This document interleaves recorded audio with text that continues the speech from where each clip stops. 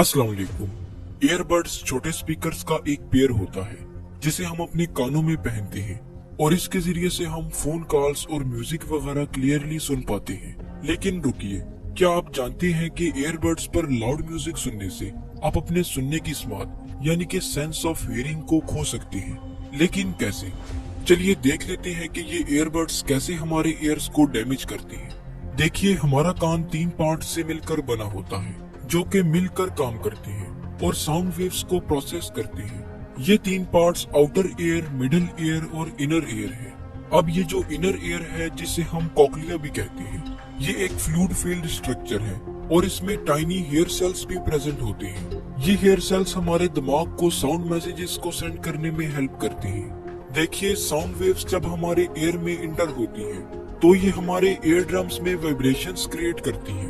ये वाइब्रेशंस फिर हमारे मिडिल ईयर में प्रेजेंट टाइनी बोन से होते हुए हमारे कोक्लिया में ट्रांसमिट हो जाती है। जैसा कि मैंने आपको पहले बताया कि कोक्लिया एक फ्लूइड फील्ड चैम्बर है जिसमें टाइनी हेयर सेल्स भी प्रेजेंट होते हैं।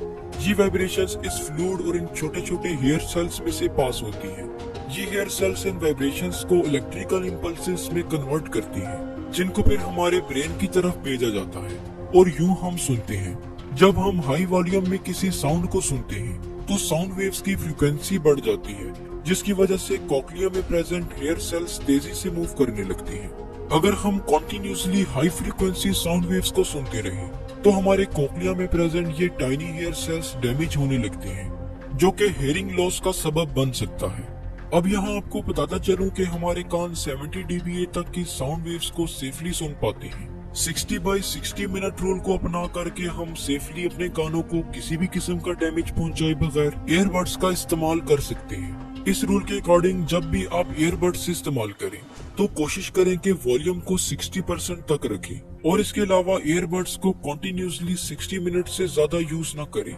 इसके अलावा ईयरबड्स एक और तरीके से भी हमारे ईयर्स को नुकसान पहुंचाते हैं।